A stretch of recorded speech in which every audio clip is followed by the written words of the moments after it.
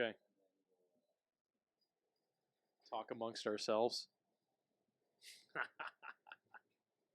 Oh, what do we have here?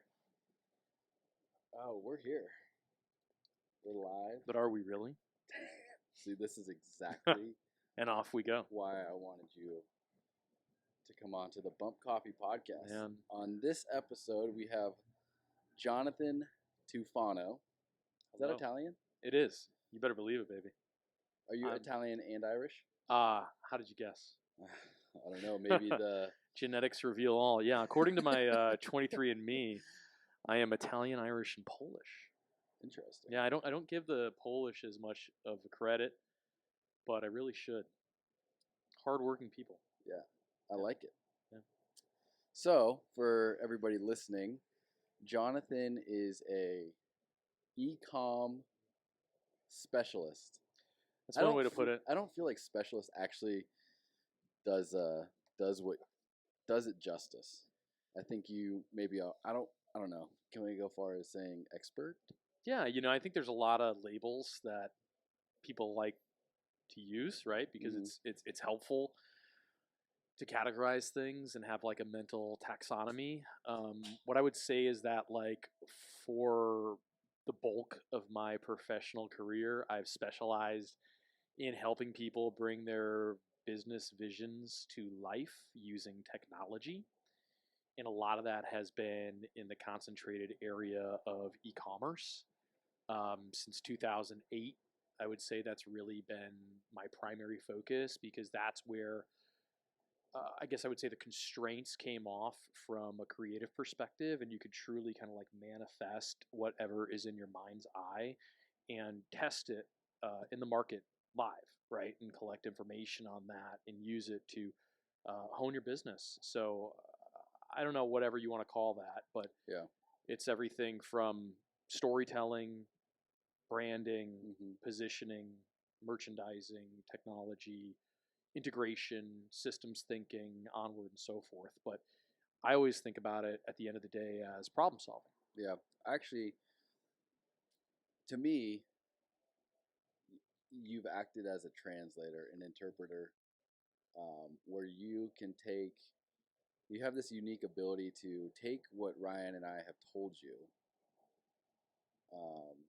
and spin it around in your own head, sleep with it, and then come back and give us a visual representation, a style that feels very, very true to the vision in my head, which I think is extremely hard to do,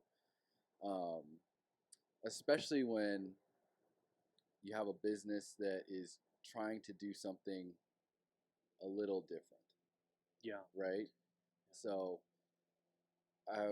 Brian and I have worked with people in the past, designers, e-com folks, web designers and whatnot. And after every project, I have this empty space in my head of like, it looks good, but it's not exactly what I was hoping for. And every time we've met and had conversations about what we want the business to look like, how we want people to feel when they come into our space, when they visit our website, all those types of things. You go home for a couple days, you fire off an email to us, and I just think to myself, Jesus, dude, is this guy is he fucking Neuralink? Is this dude I'm wearing in my your head? skin suit. Yeah. But I think you're not only doing that for us, but you're helping a lot of other brands do that same thing. So you have this ability to be a chameleon in the sense that you can kind of change your colors and your mindset for each brand that you work with, which I think is super cool. And then you just throw on the layer of working your ass off. And, things seem to work out pretty good. Thanks, bro. Yeah, I appreciate that. It is a great honor. And I think that for me, like what I found, I didn't start, I won't go too far back in the clock or we'll be here all day, but like I didn't start in my career path doing this. I started as a culinary artist. I was a chef. That's what I went to school for, in essence. That's what I was Keep trained in talking. doing. I'm just gonna check this thing out. Yeah, do your thing. You know how I go. And like, I think that by doing that, it allowed me to develop a particular way of thinking that I didn't realize as a young person. I was, 17, 18 years old, whatever.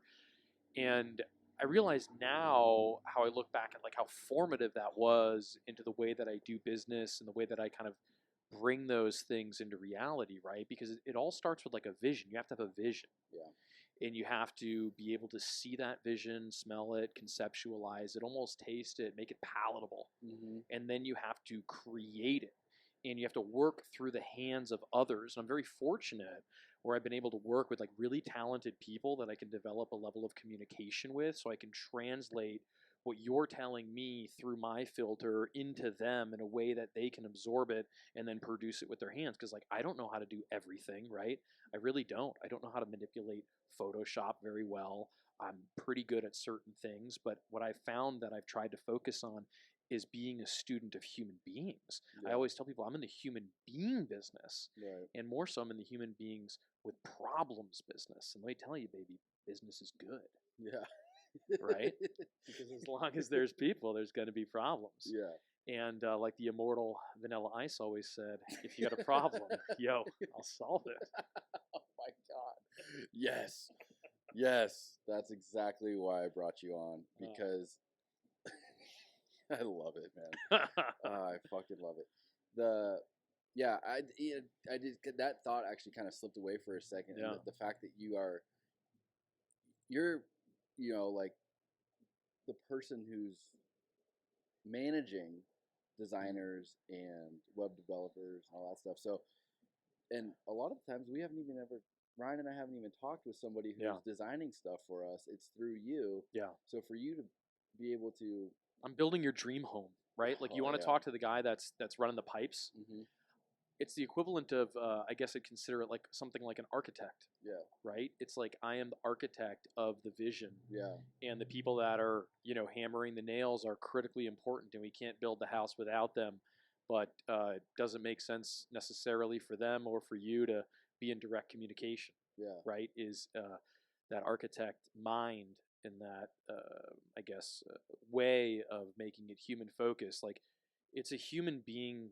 Again, I'm going to keep coming back to this or sound repetitive, but it's all about really a deep level of compassion and empathy. It's like, I need to sit with you. I need to understand who you are as a human being. I need to understand who you are as a man, as a person. Mm-hmm. Same for Ryan and same for anyone else that I work with. I need to understand what in their heart of hearts and in their mind of minds matters most to them. Yeah. And then I take that on and I produce it. Yeah. It's really cool. And you've been a customer since we opened this Lucadia shop. Yeah. And it must have been at least 7-8 months before we started doing business together. Yeah, probably. It was some time, and I would just come in, and I'm a ritualistic person in nature. I tend to be routine oriented, whether that's my jiu-jitsu practice or my business or whatever it is. And once I find something that I like, I really stick with it, you know. And I liked what you had on offer, man. I like the vibe. I like the coffee itself. I like the fact that I could walk here. Mm-hmm. Yeah. And, it just kind of felt unique in a way. And it is. I had been to the Cardiff location before when I would commute. I used to work down in like Mission Valley, and I would kind of take that scenic route from Lucadia down to the 5 and Del Mar or whatever before I had to get on the freeway. And sometimes I would swing by and grab a coffee, and it was always like so busy, and I just kind of liked the simplicity of it. I was like, oh, this is cool. I can like roll up here, grab a coffee, I'm in the car, like easy stuff, right? And then when you opened a location here, I was like, oh, cool. Like, that's cool. Let's see, those guys are like, opening another spot. And I figured, let me swing in there.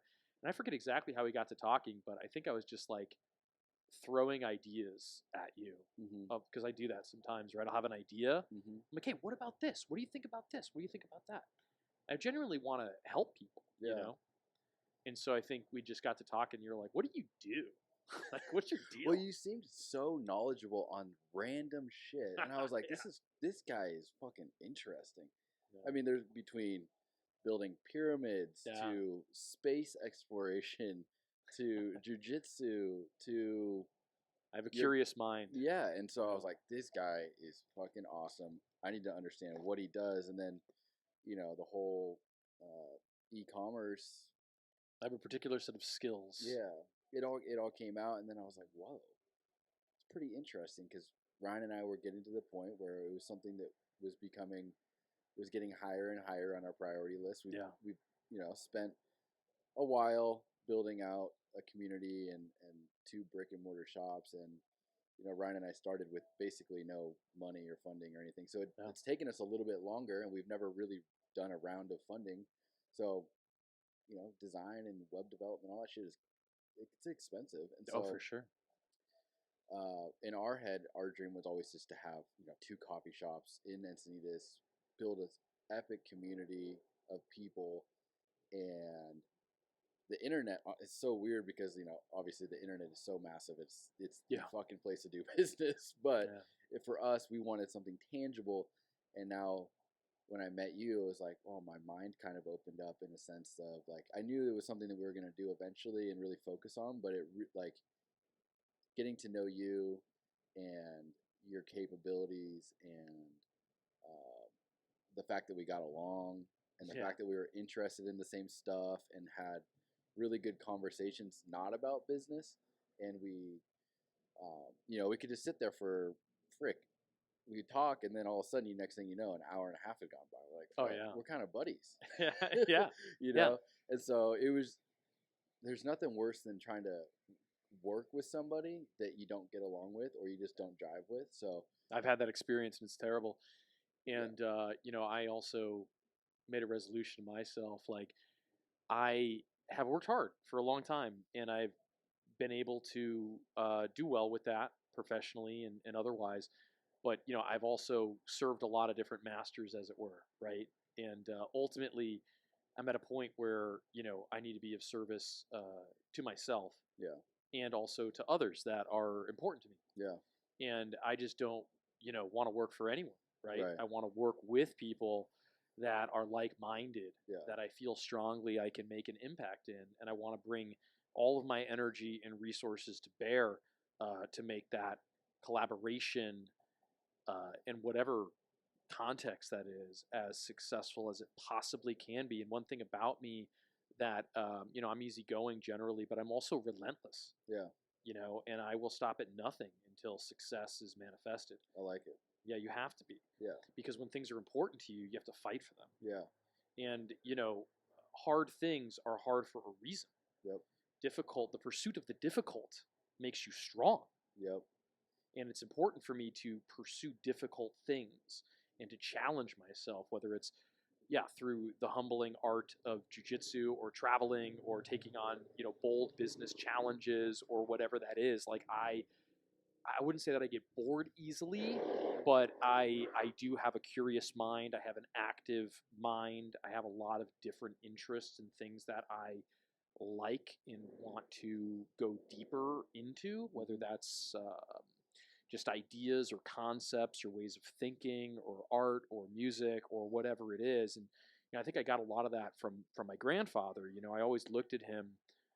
He's since passed, but he lived to the ripe old age of like 97. And I always looked at him as like a Renaissance man, but I didn't think about it in that way. But it was something that I always aspired to be. He was the type of guy that like built a house. Like he just bought a piece of land and just started like laying bricks down. And built cars and invented things and, was a hunter and did like so many things that to me feel like lost arts in a lot of way as the modern convenience of life has changed our day-to-day living. But growing up, I always looked up to him so much, and I thought, wow, I want to be able to do all kinds of things, from cook to make stained glass to be artistic to whatever it was, and I think I set out as a bit of a journeyman to just acquire skills and capabilities based on my interests and based on where my heart directed me. And I've had other people in my life that have been, I would say, success is all relative, but they, I made X amount of money, or I built and sold this thing, or I did that, and it's like that's awesome too. But sometimes, like if all you want to really do is make a lot of money, it's actually kind of like easier than you'd think. If that's truly your end goal, at nothing else, you can make a lot of money in this world. It's certainly there. It's a form of game, but I don't really like playing the finite game. I like playing infinite games. Yeah. It's interesting that you say you draw a lot of inspiration from your grandfather, because I actually feel the same way about my grandfather. Born in West Virginia, in a coal mining town. Yeah. Not wearing shoes during the summers because they didn't have any money. Yeah. Joining the military when, he was young, and then moving out west to California. My grandma was on the way out the door with another man when he came back from World War II. Wow. And said, no, you're mine. Yeah. And then builds a life together with my grandma, and started out managing a trailer park, saved up all their money, bought a house in the Bay Area in Silicon Valley. Yeah. It was built, it's an old heritage house now. Yeah. And then he built apartments around the house, and has left something really amazing for a our legacy. family. Yeah. And that's cool. Anytime I think about taking it easy, his face will pop back into my head, and you just can't let all that hard work go to waste. Yeah, 100%. So I like that you keep your ancestors in your mind. The thing about you is you're a fucking real person. Yeah. In this day and age where everybody's talking shit online and making fast money online and all this stuff, it's so refreshing to meet people and work with people that haven't lost sight of where we came from. And so it's just been a pleasure to work with you so thanks, far. Bro. Yeah. We're just getting started. Yeah, we are. And not to get too ahead of ourselves, I do want to talk a little bit of a little bit about how your career specifically, in the sense of started out working in kitchens, chef. Yeah. And then there was kind of this. Yeah, I'll unpack it. Yeah. So how did you transition from working in restaurants to all of a sudden, not all of a sudden, but there was a gradual, sure. So there was definitely a gradual progression. So I guess I'll unpack it this way. I grew up in New England. I'm from Connecticut. Uh-oh. It's trying to get away. You can't. There's no escape for you. If you're just listening, the mic is trying to run away. Once I get a hold of you. Yeah, that's right. Yeah, I got to remember there's audio involved. I'm not grasping a hold of Trevor, but the podcast is still young. So I grew up in Connecticut, in New England. I won't get too much into the details of my upbringing because it wasn't exactly all that great in a lot of ways, but it was non-traditional, I'll say that. And ultimately, when I was in high school, I needed to work like all the time. I started shoveling snow and raking leaves and that type of stuff and mowing lawns, and I was like 13 years old or something. And you save up your money and maybe you get a CD or you have a little money to do something with, right? And then when I got to be about 15, I got a job at like a pizza place up the street from where I lived, and I'd go work there after school, and you make like, I think it was maybe $4.75, and then I got a raise to $5.25, which was like big time, baby, making $5.25. That's good money at the time, and washing dishes and doing all those fun things. And I learned to cook. I grew up kind of at my grandmother's apron strings, as it were. Growing up Italian, big question was always like, what are we eating? Like, what's for dinner? That was like the topic of the day. So I grew up just being around amazing cooks, my grandmothers, my mother, other people, just a lot of food, a lot of family together around food. And I think I was very practically minded at that point in my life. And I was like, I need to earn a living. I need to be able to provide for myself. I need to have a skill.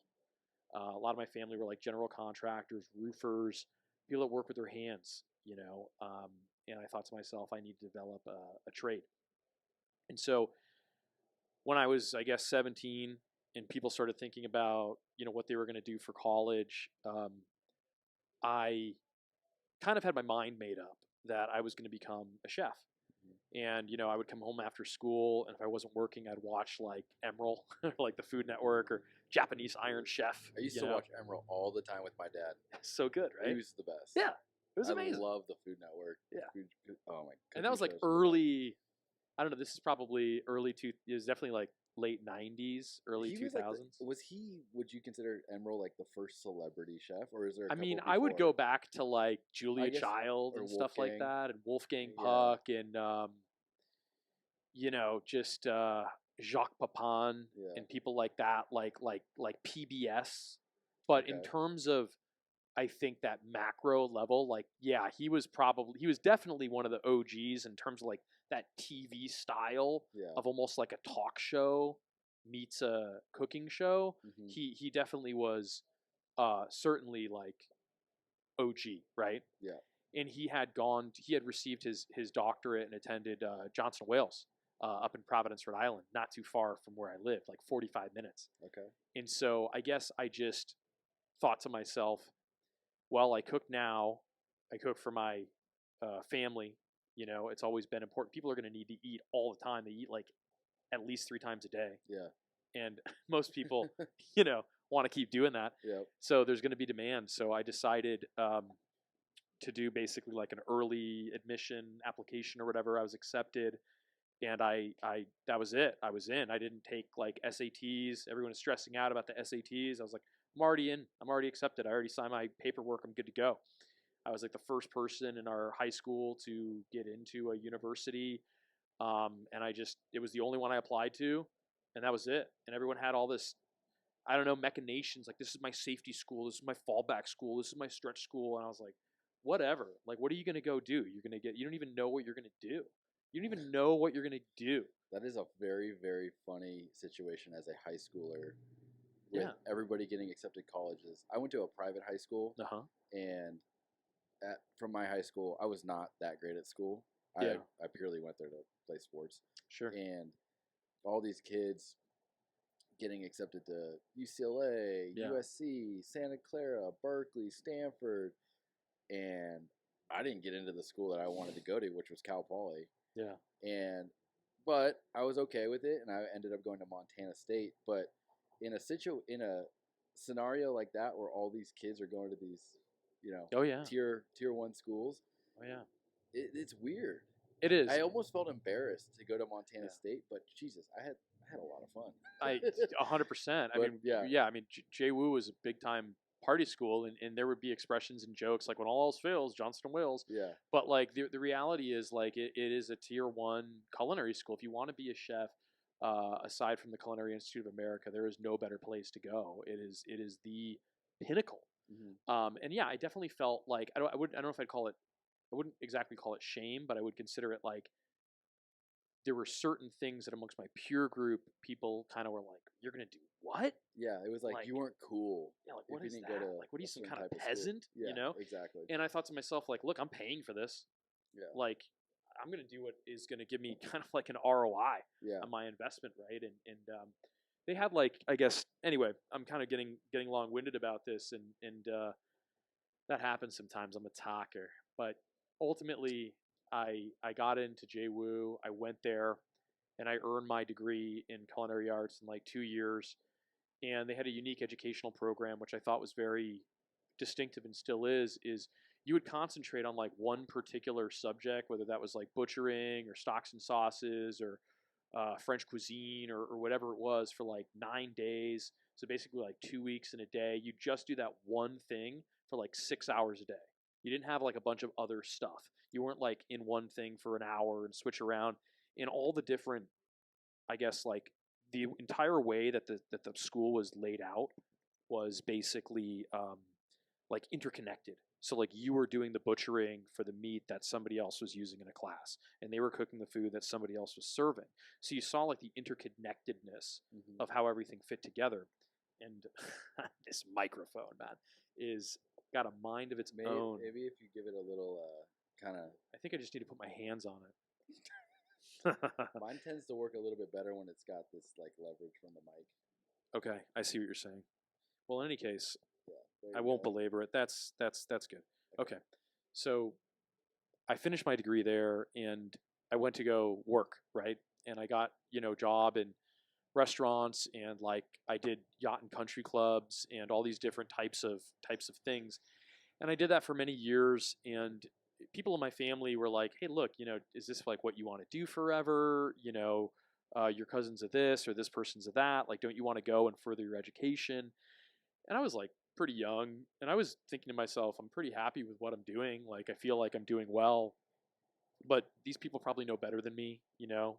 They care about me. They want me to, be the best I can be. So I guess maybe I should go back to school. I guess, right? Like, that's what I should do. I should go to like regular college. And so I went back to school in Connecticut at Eastern Connecticut State University, and I graduated with my degree in like business and economics. But while I was there, I was also like working. Like, I never stopped working since I was basically like 14 or whatever, since I had my first job, and I just been like nonstop. And so I did everything from like work in the flooring department at Lowe's, and selling like Cutco knives. Like, I did all kinds of random things, but most of them involved human beings and talking to human beings and helping human beings with some type of problem that they had. And I started realizing when I was at the Lowe's that like I was selling stuff, I guess, because the manager would come up to me and he's like, "Hey, uh, did you sell this like remodeling project or this flooring project?" And I was like, "What do you mean, sell it?" And they're like, "Well, it's like all entered in the system. This is like this kind of like big sale for the shift, and you were on during this time." And I was like, "Oh yeah, this lady came in, and I helped her like get the flooring she needed." It's like, you're supposed to get paid for that, right? Yeah. I was like, "No, I had no idea."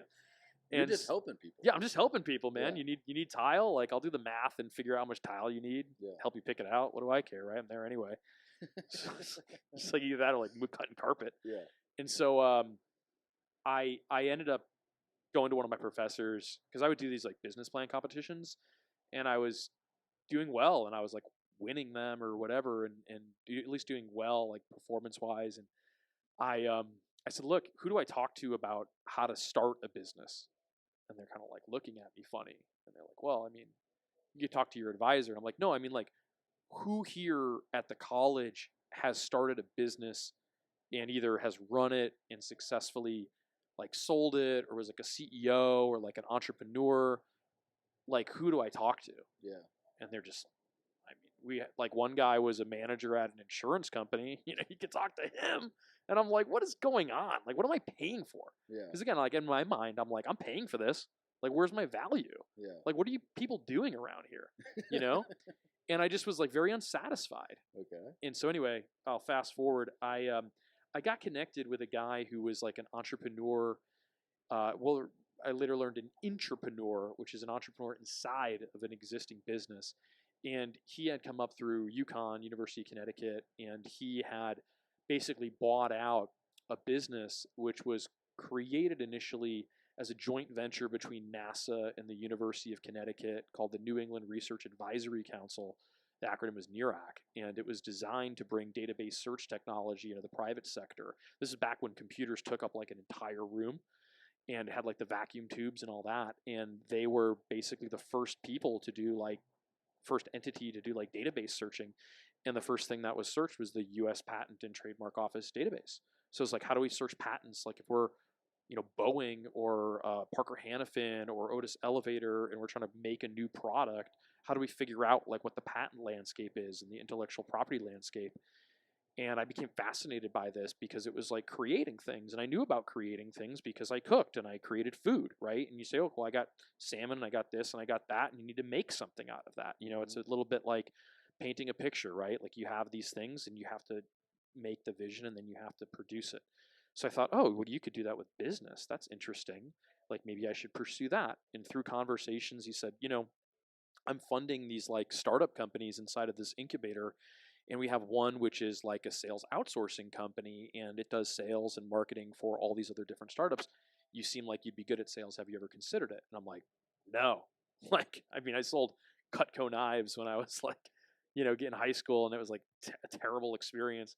So I didn't really have a positive connotation associated with like sales. And he's like, well, why don't you come down and talk to this guy? And he introduced me to who would become really my first sales business mentor, a gentleman named Bill Landers, who was a great man, and he's since passed on. But he taught me a lot, and he was a really quiet guy, and he was introverted.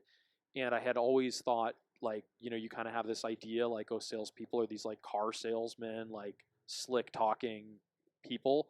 And I found through Bill and others that it was really about like helping people and asking good questions.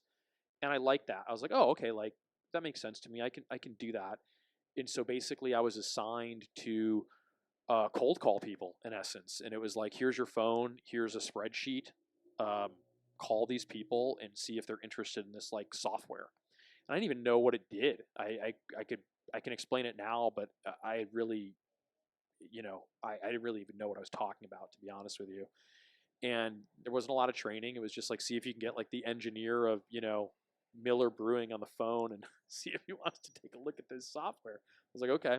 And within my first few days, I booked like 6 appointments. And they're like, what are you doing? Like, what's your secret? And I'm like, I have no secret. Like, I don't know what I'm doing.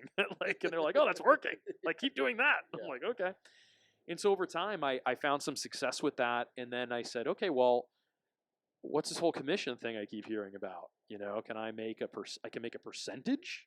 Oh, wait a minute. So you're telling me that if I generate more revenue, I get to keep some of it? And it's like, yeah. I was like, well, say no more. Yeah. And I was off and running, and I remember like my first big, quote unquote purchase. I bought like a Lexus LS400 when I was in college. Yeah. And I thought I was such a baller because that was a really fancy car at the time. And you bought that Lexus in college. Yeah, that's pretty sick. That's really sick, yeah. dude. Yeah. The only kids that are buying cars like that in college are fucking drug dealers. Yeah. Yeah, I was a software dealer, baby. That's awesome, dude. And yeah, and so I did that, and then ultimately, and I'll try to wrap it up in terms of this chapter of the book, but like I ended up doing business development for the company because I went to the CEO and I said, well, who signs the clients that we have? And he said, well, I kind of do. And I'm like, yeah, but you're busy like doing all this other stuff. What if I just did that part-time and work on the client accounts? And he was like, you think you could do that? I said, yeah. I said, okay. And so then I got promoted and I became like the director of business development. And it was my job to acquire new customers that would hire us to be their outsourced sales team. And we grew from like 6 people to like 40. And I was just signing on all these new accounts because everyone needed help with sales and help with leads and help with figuring out how to get people to buy their stuff on the, at that point, like the internet, which was pretty kind of like new, like a new idea in weird ways, but it's come a long way, obviously, in a short period of time. Yeah. So then we signed this account that did industrial design and product development, and I was taken away by it. I just blown away. It blew my mind that like products were things that got made. Like when I was sitting there talking to them and I was trying to like wrap my head around what they did, and they were like, "You see that speakerphone?" I was like, "Yeah," and they're like, "Someone designed that." And I was like, what do you mean? And they're like, that started off as like an idea and it was turned into like a sketch and then it was engineered and then there's like circuit panels in there and there's like injection molded plastic and there's tooling. And I was like, whoa. And I had this little like light bulb moment. I'll never forget it. And I was like, this is like cooking, but with stuff. Yeah. Yeah. And the ingredients are like plastic and circuits and metal and all these things.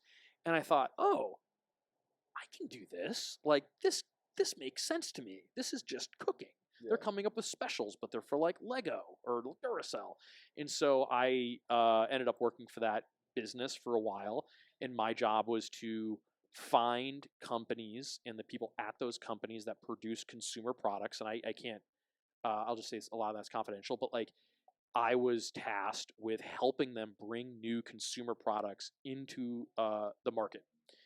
And I did that for a while, and then the GFC, the Great Financial Catastrophe collapse, happened when the Bush-Obama administration was changing hands, like 2008 or whatever, and we had the whole like bust out from the mortgage thing and all that, and that kind of put the kibosh on a lot of things in the physical product world for a while. Things started to grind down, and that's when I shifted into digital, and I got in contact with somebody that I knew through the network that was more of, I'd say, like brand strategy and advertising and graphic design and web design and that type of stuff. And that's where I started to understand. I said, well, if I can make physical products, I could make digital products. And the creative process, this all comes down to the creative process and a human-centered, like design thinking approach. So if I were to describe what I do in like 2 simple words, design thinking, right?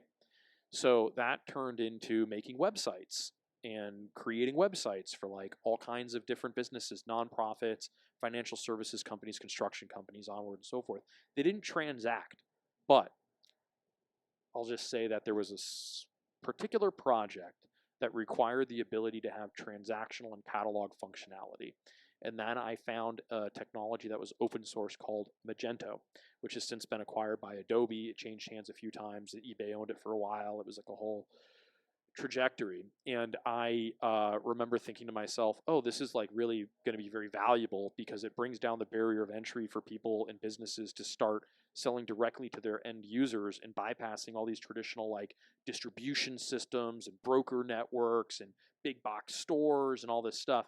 And I just kind of saw the writing on the wall because, again, I was focused on humans. And I'm like, well, humans are pretty lazy and we like convenience.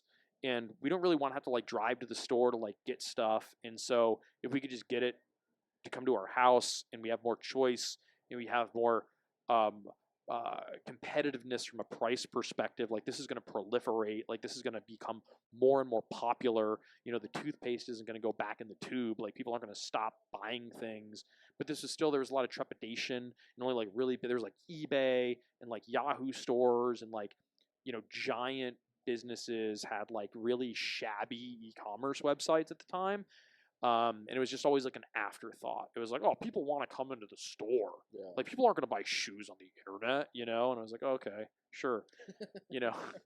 And so time went on, and I would just say that like my first project I bought, because the software at that time was open source, so it was like free, but they would sell you like the user manual, which is basically like a 200-page PDF, like a guide on how to manipulate it. And I bought that, and I printed it out and put it in a 3-ring binder, and I just went through it page by page by page, and I built e-commerce website that had like a distribution portal and a direct-to-consumer element. So people could buy these like biodegradable forks and knives and coffee cups and lids, which are all like made out of vegetables and stuff instead of like plastics, like bioplastics. And I helped that business get up and running on the internet, and I ran like marketing and other things for them.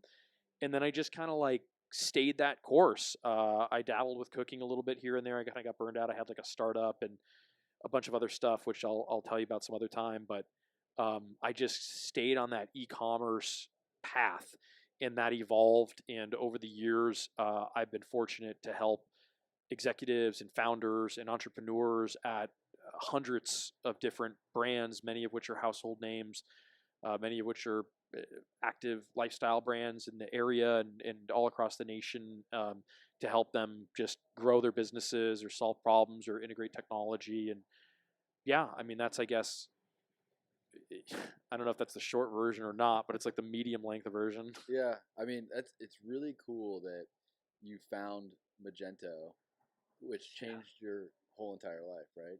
Yeah, I kind of did. Do you feel like there's any, like, there's obviously all these companies and new technology always coming up. What do you see happening in the next 10 years with tech? Is there anything out there that's happening right now that is still early that most people are either unaware of or think isn't going to be popular or useful that's potentially going to change the game like Magento did for you?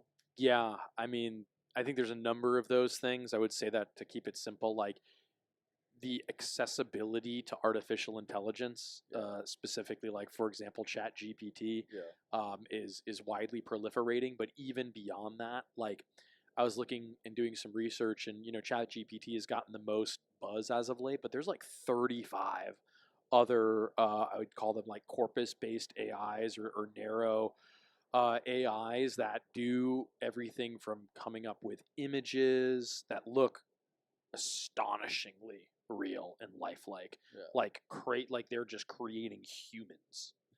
Like they're just creating.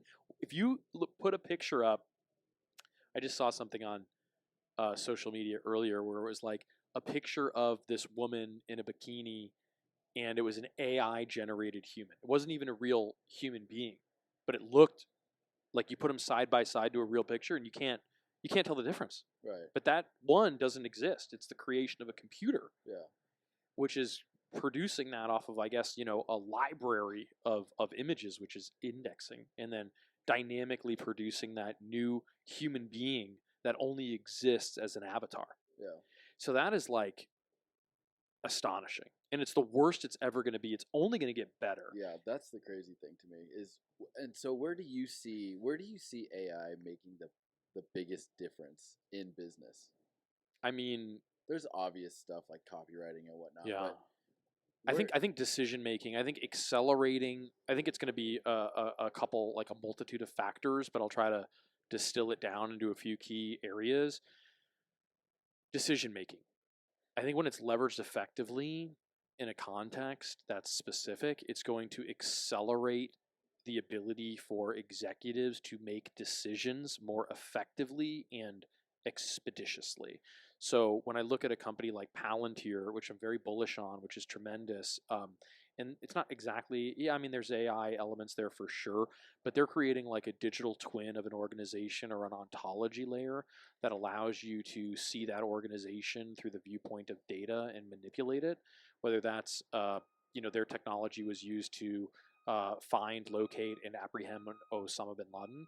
So, like, their technology has a multitude of purposes. It's often used in defense, and it's often used in simulation theory. So, like, what would happen if this, whatever ship in the China Sea diverted its course towards Taiwan? Like, run various simulation around that and then produce a set of options that an executive can take action on. Jesus. So I see there, yeah, bro. So I see there being the ability for us as human operators to make decisions better and faster through the utilization of AI tools. I would also say that creative output will increase in abundance and turnaround time. So like if it's creating, like we talked about, like a photo or this or that, like I believe that the ability to do that, especially if you're uncomfortable with kind of like that uncanny valley, or if what you're producing is digital in nature, like a cartoon or something, right? Like the ability to produce that stuff is so fast and it's so dynamic. So what this is going to ultimately produce, it's like the commoditization of things. And I think it actually, like we started having this brief chat the other day with the gentleman that was here, I think Chris, maybe when we were chatting, is like Chris. The technology is ultimately it's a commodity, right? You used to have this like expertise arbitrage, and that still exists to a degree. But like if you look in just the narrow lane of e-commerce, like we talked about Magento. Magento was like complicated and kind of difficult, and like you had to really know what you were doing, and it was like very developer oriented. And then like Shopify came in and they were like, okay, cool, like that used to cost you $500,000, now it costs you like 50. Yeah. And it used to take you whatever amount of, obviously the price, I'm just using simple math for illustration purposes, but like it dramatically reduced the barrier to entry and reduced the complexity. So with the law of accelerating returns or what have you, it's like things get simpler, easier, and cheaper all the time. Yeah.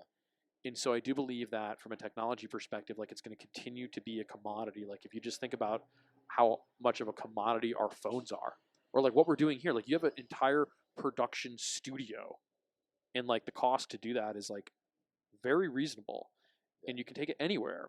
And you have this amazing phone, which is this great camera, right? And you can edit this, you can produce it all on a magic rectangle, that black mirror, which is with you all the time. Yeah. So that's going to only continue, and the AI is going to produce that. So therefore, I believe the output of that is the increased value of human beings. I mean, it's so interesting. Just like the internet provided access to so many types of people and communities, it gave people access to make money without the gatekeepers. That's right. Right? Yeah. And so now the way that I look at AI, it's another level to that. Somebody, there's people that are construction workers pounding nails that have amazing ideas. Yeah. But they don't know how to take their idea from idea to a business.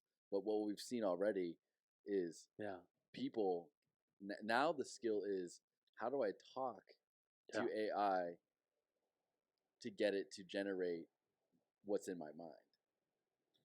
That's right. It's I think that there'll be a rise of I'd call it basically like an AI manager, for lack of a better word, like someone who's prompting that thing. Exactly. The prompting is the new skill, right? Yeah. It's fucking crazy. It's bananas. But it's also awesome. Yeah. Because it's going to give access to people that, didn't have the means to go to Stanford Business School or to go to, USC Business School or whatever, but have amazing ideas. They're really good with people, but they just, for whatever reason, life put them on a different path. 100%. And I think it empowers the creators, right? Like it's going to come, like, for example, I've been experimenting with ChatGPT quite a bit, and it's like I've had it write everything from drafts to scripts to outlines for podcasts to legal documents, which are for educational purposes only. And just to clarify, we didn't use ChatGPT for this podcast. No, we did not. This is 100% organic, au naturel, baby. This is just a couple guys chatting. And it's like one of those things that, to me, and this has only been around for like a month. I know, it's amazing. It's so nuts. This is ChatGPT is something that's actually given. It's one of those pieces of technology that doesn't creep me out. It actually inspires me. Yeah. It's really amazing and there's going to be people that don't like it, that are scared of it, just like anything. Yeah. Just like, rock and roll music, just like Elvis Presley, just like, the internet. You can only film from the hips up. But, this is something that's extremely eye-opening, because I'm a person that has a hard time taking what's in my mind and putting it on paper. Yeah. And a lot of people do. Just a little experimentation with ChatGPT is, wow, this thing can actually take what I'm pretty good at telling people or telling something what I'm thinking, but for me to just sit there and write down all these ideas and try to articulate it on a piece of paper is sometimes difficult for me, I think. And just like I said, just the small amount of experimentation I've done with it, I'm like, wow, this is amazing. It's taking what I know and putting it down on paper in a way that I can use to get my message out there, or get Bump Coffee's message out there. Yeah. And it's pretty amazing, man. I can't wait to see the new businesses and the opportunity that it's going to afford people that might not have the ability to take their ideas and put them out in the world. I agree. I mean, it's so tough to start with a blank canvas or a blank page, right? Like, that's every writer's dilemma. Is like, well, I sit down at the typewriter. What's the first word? Once you get going, though, it's easier, right? So even if you're doing a rough cut, you're having it kind of basically do a little bit of research and ghostwriting for you, and then you take that, and that's just a jumping off point, and you make it your own, right? And I was looking at something like some gentleman wanted to write like a little children's book for his friend's child, and within like a weekend, basically produced a children's book using AI, from writing it to illustrating it, and then having it live on Amazon and printing it on demand. Yeah. So, like, here's somebody who's not a child's book author, but had an idea and a desire, and was able to turn something around with literally no training and maybe 20 hours of effort, and produce something that was impactful to somebody close to him. And I think at the end of the day, technology is just a tool like anything else, whether it's like a wrench or a hammer, right? It doesn't govern our lives. It doesn't dictate to us how we live. We're not slaves to it. We're not tethered to it unless we choose to, but it is an accelerator, and it is something that, when used well, brings us closer together. Everything that we've created as humans, really, from a technology perspective, is designed to bring us closer together and to actually create more time for the things that matter most, which is human-to-human interaction and relationships, right? Like, whether it's a horse-drawn carriage or a jet, all those things were designed to bring us closer to other humans. Yeah. And AI is no different. So I don't fear that the AI will become an overlord of sorts. What I fear is we may lose some of our humanity as some of us choose to merge with it in a way that is a bit unsettling. But I do think it's probably an inevitability. Yeah. Staying within the AI, chit chat, how do you feel education is going to be impacted by AI? Huh. Fascinating question. So I think that ultimately education is like self-education, like it's on the person to own their own path to education. And I think that what what will likely be revisited is the traditional hierarchy of classical quote unquote like school system and the programming that comes along with that. Mm-hmm. So like I think that, like we talked about earlier, the prestige of going to the right school and having that on your bona fides or your CV used to be a certain stamp of quality, but really it's an admission to a certain network, right? It's like if you're going to go to an Ivy League, for example, you're going to go there because maybe there's legacy and maybe there's a network that gets attached to that that's going to open certain doors. So I don't think that network element is going to be affected. Like I don't think that because you have AI, you're going to be able to get into whatever the same type of small world that you might if you go to an Ivy or a prestigious university that has a legacy to it that's going to grant you access to a particular segment of society.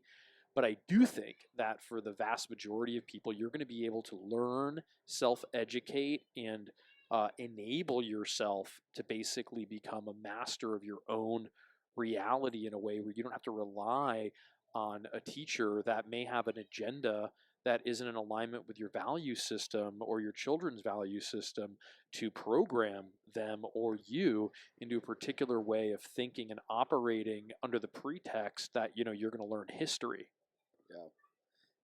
Yeah, that's exactly where I was hoping you would go with it, because we're going there, baby.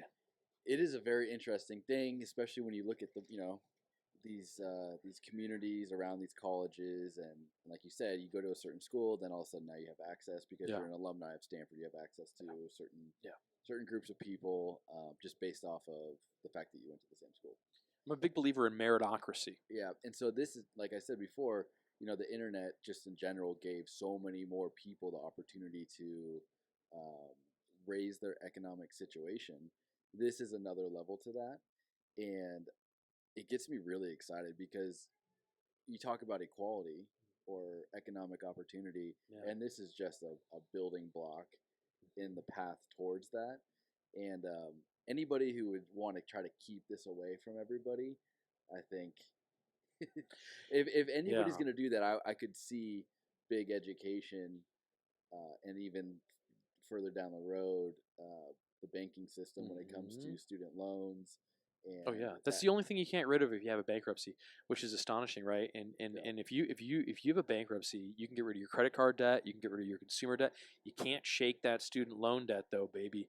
No way, no how. I mean, there's people that are getting their Social Security debited from student loans. So like, it's a racket. I had them, I paid them off. I worked hard to do that. I'm happy I did. Because it feels like a boot on your throat, man. You're just getting taxed. And I think ultimately, like, it all comes down to freedom of self-expression, and like you can get into Maslow's hierarchy of needs and all that, but like ultimately we are a creative species. That's kind of what we are. That's what human beings are.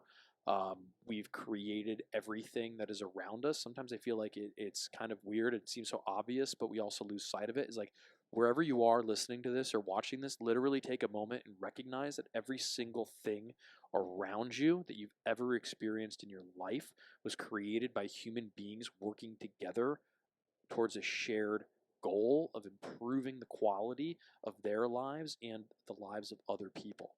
That's it. That's what it's all about. And AI and technology accelerates that flywheel of innovation and creativity, and it also lowers the barrier of entry to people, right? And it reduces the cost associated with doing that. And that's all very positive for us. Very positive. I will say this in relation to the element of what you mentioned earlier about the obfuscation or the limitation of access. And there's a Latin phrase that I always remembered, which is like "que bono," which is who benefits. And you always want to ask that question wherever you're in contact with authority or power dynamics. Is like, who benefits from this? Who benefits? And that reveals almost all. Because when you understand who benefits, and most of us as humans, generally speaking, are self-centered humans. The dissolution of the ego is a challenging activity that is not for the faint of heart. But like ultimately, we are self-focused instead of others-focused. Some are others-focused, and those are the ones that ultimately create value typically. Yep. But those that are self-focused restrict and seek control dynamics. And that's when you have to ask yourself, who benefits? Because most of the time, it ain't you. Yeah. Wow, man. This is so fascinating. I just, with everything kind of coming up in the last couple months about AI and all this shit, it just gets me so excited. Oh, yeah. Because, you know, there's so many good people out there. There's so many hardworking people out there.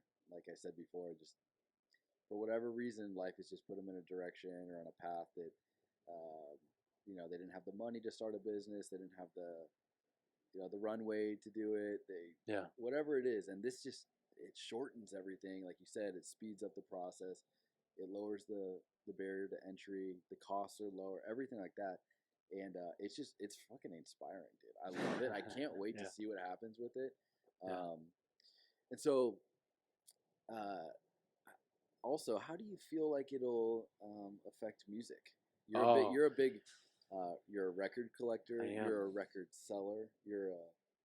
I'm a radio DJ. I've been labeled a vinyl-cologist, which is kind of a fun word that my buddy Billy christened me. I'm sure there's a couple connotations there. Have you thought about music? I have. Okay. Yeah, I have. I've thought about what is the sound of AI. Yeah. So, you know, there's been some, honestly, like I've listened to some of it, and it's definitely there and it exists and it's only going to continue to proliferate. But like, think about this. What are the prompts associated with producing AI-based music? And I have to say, I haven't tried that myself. I am very interested in doing that because actually, as I talk to you about it in real time now, I think about how to synthesize, like, so yeah, you mentioned record. I have like an embarrassing amount of records. It occupies a significant amount of physical space in my home, and I have, I don't know, thousands of them. And yeah, I sometimes deal in a little bit of the vinyl.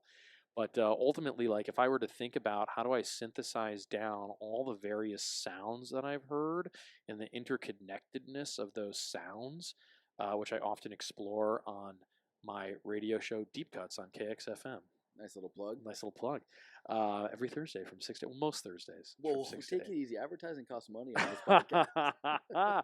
Put it on my tab, baby. So, all kidding aside, like with respect to AI and its ability to create music, I think that we will absolutely be listening to AI artists that have top charting hits in, I mean, I'm hesitant to say months, but like in the next couple years, there will be top selling AI produced albums which are created by someone that is prompting that, and it is shown by some avatar. Even in this situation with music, you know, artists, like physical, real humans, they draw inspiration from other artists, the people that came before them. And so they're always, it's like a spider web. It's like a tree. Yes. So like the reference points for AI always need to be getting repopulated in terms of what AI can pull from, right? So real artists will never go away because the value of them will actually increase. I think so too. And then it's going to be amazing to hear what AI produces based off of a prompt.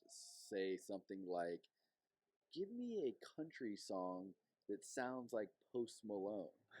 Right? And, you know, that will be generated. And then all of a sudden, what if Snoop Dogg and David Bowie made a reggae song? What would it sound like? Exactly. I just can't wait to hear that kind of stuff. People are already mixing things up, but again, the speed, the access, the ideas that will be actually put into the world, it will be just incredible. Absolutely. And we're already at max capacity in terms of ideas being out in the world and information being out in the world. It's like information overload. You know, an abundance of information is not necessarily good for us. I mean, if you think about even just the amount of human beings that we knew, like it wasn't very long ago that we were just like tribal people, you know, and we still are in a lot of ways, right? Like you see the online tribalism, you see the digital tribalism, the proliferation of that. It's natural that really as humans we're going to know like 100 people or something, you know. I mean, there's only so many human beings that you can really have any type of depth of relationship with. I've always been a kind of like, how many fingers do I have on one hand? Like, have less friends than that type of thing. But you end up amassing a lot of, I guess, like followers or humans that know you or you know them through some type of adjacency. But the level of depth there is often not it's just not real, you know.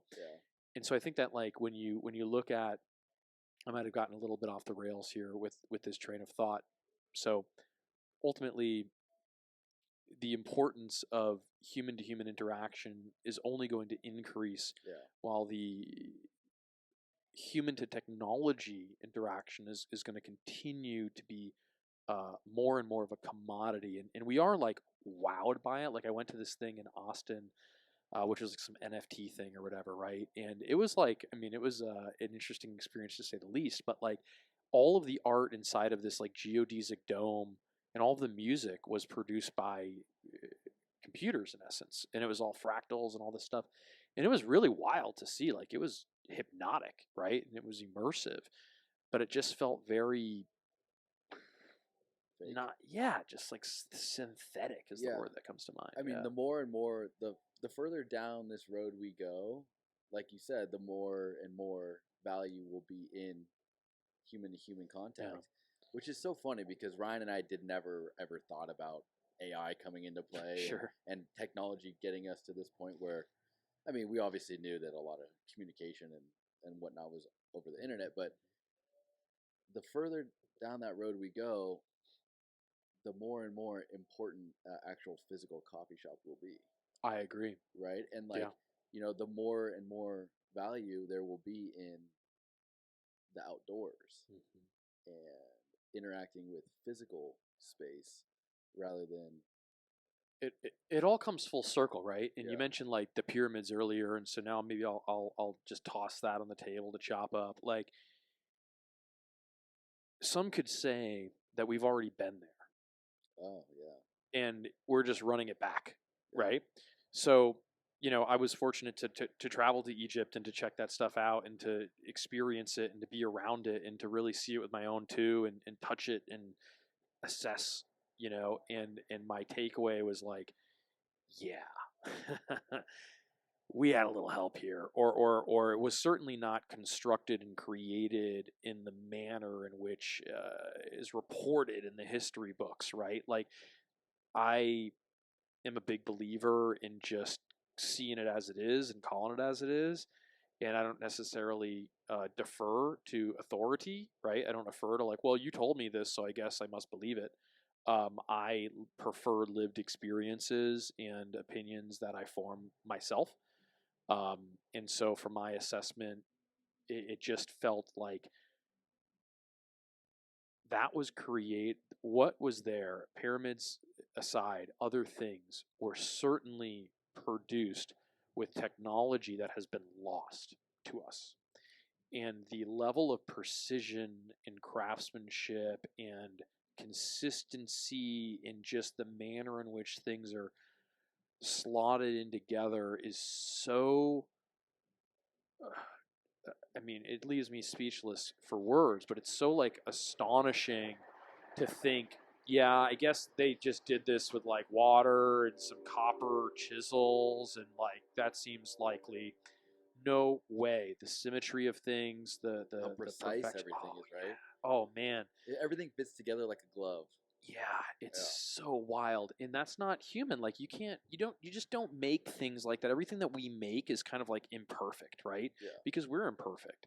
Like you can't, you know, you can say, oh, Michelangelo crafted David, but David is human. It's natural. You can look at it. You can see the imperfections. Like when you look at some of these stone, sculptures or statues or the blocks themselves, and they're like 100 tons, man. They're massive and they're flawless and they're so symmetrical and precise and perfect.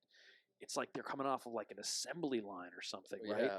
So it's like that stuff feels to me like we had extremely sophisticated and advanced technologies that actually resulted in a very simple kind of down to earth way of living. It was like a combination of highbrow, lowbrow in a way, right? It's like you have this like incredible, flawless ability to manipulate matter at a molecular level, probably using hypersonic frequencies to rearrange the actual like nature of the molecules. Maybe some other things, but again, results may vary and speculation is encouraged. But that level of sophistication come also while at the same time being like, yeah, we're just making like, bread from wheat and grain, and it's very simple, and we just have these kind of like down to earth, like bare feet on sand type living, because as the sophistication of the technology increases, the simplicity and the return to natural life accelerates. Like those needs are solved, those needs are met, and what people really want is to be together in small numbers with people that you care about and just live the simple things of life that bring us daily joy and quality, right? Because quality is a whole topic we could unpack perhaps further, but like, what is quality, right? And bump to me is one of those things that has quality and it's intangible. If I ask you to define quality, how do you define it? It's almost impossible to define objectively, but everyone understands when it's present and understands when it's absent. Yeah. It's inherently available to us. We know a quality person, we know a quality cup of coffee, we know a quality work product, we know a quality piece of art, a quality piece of music, and at the same time, we also understand when it's completely absent. You're like, man, that was like a lousy cup of coffee. Like that pizza, not good. Right. But if I ask you to define why, it's almost impossible. Yeah. Wow. It's a great little segment right there. Is there how come everybody talks about the Egyptian pyramids and not the Mayan? I think they got better PR.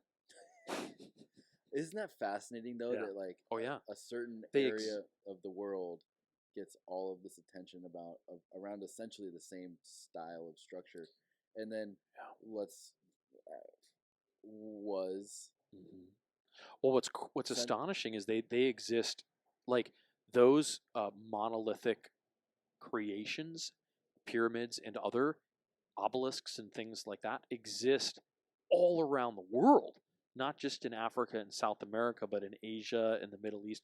Like those things exist over and over again in various places and geographies throughout periods of time.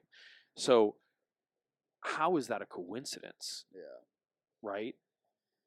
Yeah, it's a crazy thing. I mean, just to think, how many times has humanity been on this rock? Like, do we really think we're the first ones? Like, how arrogant.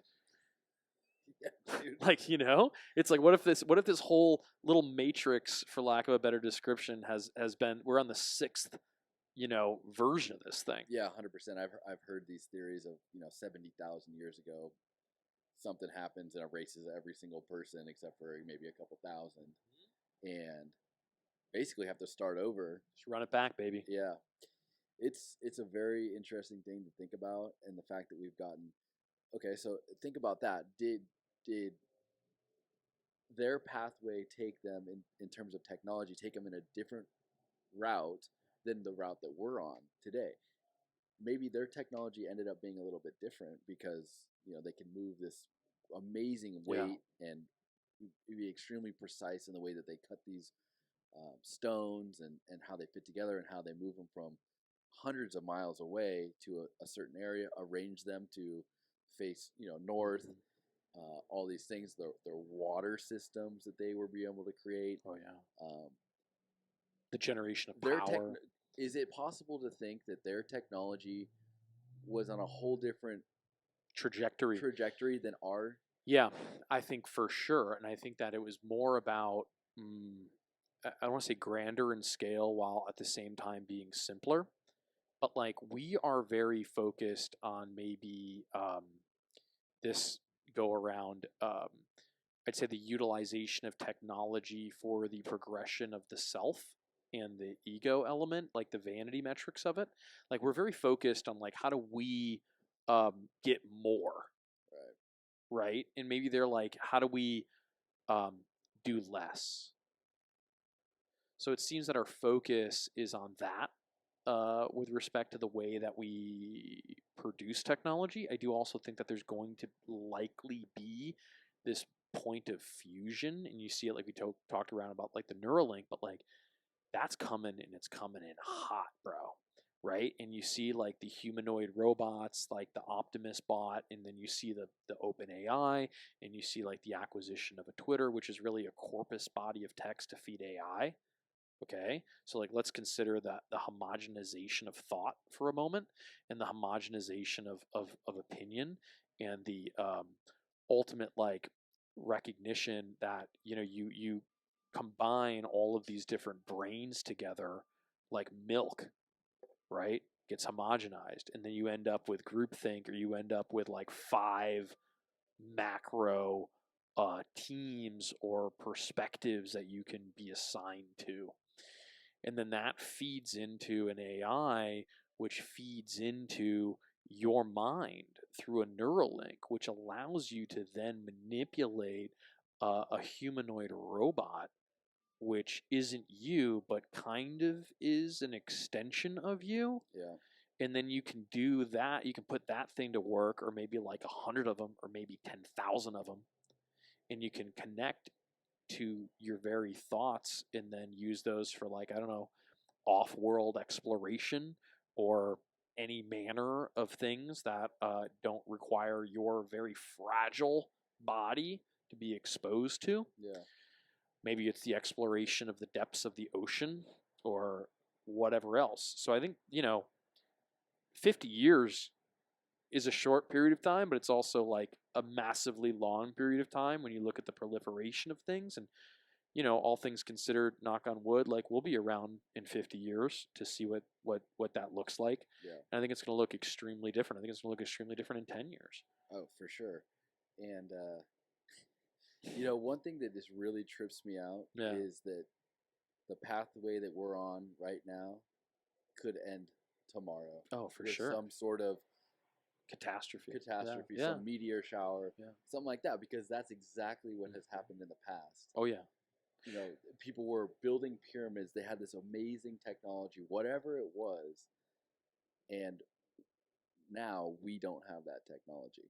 That's right. We're very bad at like understanding the repetitious and circular nature of history. We're very generally bad at pattern recognition as humans. So like I'll use a parable. Turkey, you're a turkey.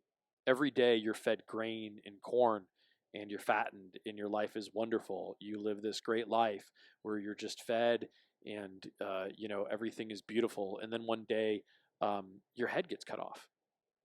You had nothing to suggest that was coming. You just thought it was another day where you're going to be fed grain and corn and fattened up and live this amazing life of leisure. But once a year, everything changes forever, and your lights are put out. Yeah. So like we just kind of go about our day to day thinking, well, we're just enjoying our life and eating tacos or whatever, and then just like that, everything could change. So that to me just brings back like the element of really truly taking a moment to recognize how special every second of your very precious life actually is. Yeah. And how you don't really want to waste any of it, because every second counts. Yep. Well, also the awareness of other people's lives too. Yeah. Like there's people in this world that are doing amazing things, they're creating new technology, they're helping a lot of people. And if one of those people was to get hit by a car and die, the world doesn't get to see the benefits of that person. Absolutely. Yeah. And the value that we put on other people's lives, I think sometimes with you see on the internet people wishing that other people were dead, or they think that they should, jump off a cliff, that kind of stuff. It's just very egotistical to think that there's a lot of hate. Yeah, there's a lot of hate in people's hearts, and I'll share an expression that one of my beloved clients always uses as like we are one, we are all one. Yeah. So like I am you and you are me, and we are all one pool of infinite universal consciousness manifesting itself in different fruited bodies, all holding up mirrors to one another. Yeah. And so when I attack you, I attack me. Right. And I think that if we could allow that concept to sink in, we'd all probably be more kind and gracious to one another, because we would recognize that we are all the same imperfect, struggling thing, which is trying to connect with itself. Yeah. Even if you disagree with somebody, passionately disagree with somebody, the other person's point of view provokes you to really think about something. Yeah. Or to think about and formulate an idea or an opinion. And so actually, even though you think that person might be a bad person or they're doing bad things in the world, it actually strengthens your own mind and your own opinions and gives you a provoking, it provokes you to think in a different way. I'm walking here. Hopefully, yin can't exist without yang, right? Yeah. Like, so anytime I hear things that I don't like, and my knee jerk, reaction is to say like, oh, fuck that person or fuck that idea or whatever. I try to, if I can, and if I have enough time to think about it, I'm like, well, if that person never said that or never did that, then maybe I wouldn't actually have the thought-provoking ideas that I need to continue to grow as a person and become more aware and actually formulate ideas based around something that somebody else said. Yeah, it's like there's an interrelational element there, right? I consider everything a gift. Not everything, but I try really hard to consider everything a gift. One of my mentors once told me, treat every conversation like a sacrament. And I really like that, and it stuck with me, right? But ultimately, like that opposing perspective, that different point of view, that's a gift to you. That's a gift for you to have an opportunity to reflect on, to change, to consider something different, right? And that's healthy and that's natural. When we cloister ourselves away and we surround ourselves with sycophantic yes people that only reinforce our very narrow view of what we believe reality to be, we are doing ourselves a grand disservice, and we are doing our fellow human beings a grand disservice, because we are limiting our ability to contribute to our collective well-being. So it's so critical that we allow and invite parallel perspectives. Like I said, the yin cannot exist without the yang. It's the push-pull. And when I think of jiu-jitsu, right, it's a push-pull dynamic. It's like I react to what you do. You do something, and then that creates a corresponding reaction. I do something, and then you do something, and we do this dance. So it gets back to chess or Go or like literally anything in the entire world. The law of opposites, the balance, whatever you want to call it, it's interrelatedness. Yeah. Black and white, positive and negative ions, etc. Yeah. Well, I think that would be an amazing place to taper off. Yeah. I think that we got to call it at some point. We just keep going. Safe to say you'll probably make another appearance on the podcast. It would be my great honor. Yeah, I really appreciate your perspective on life and business and relationships. And do you want to tell people where they can find you? Is that something you want to do, or you want to just remain? I am easy to find. I am easy to find, and if you need to find me, you'll find me. Okay, perfect. I like it. All right, well, this is going to be the part where we wrap everything up, the Bump Coffee Podcast.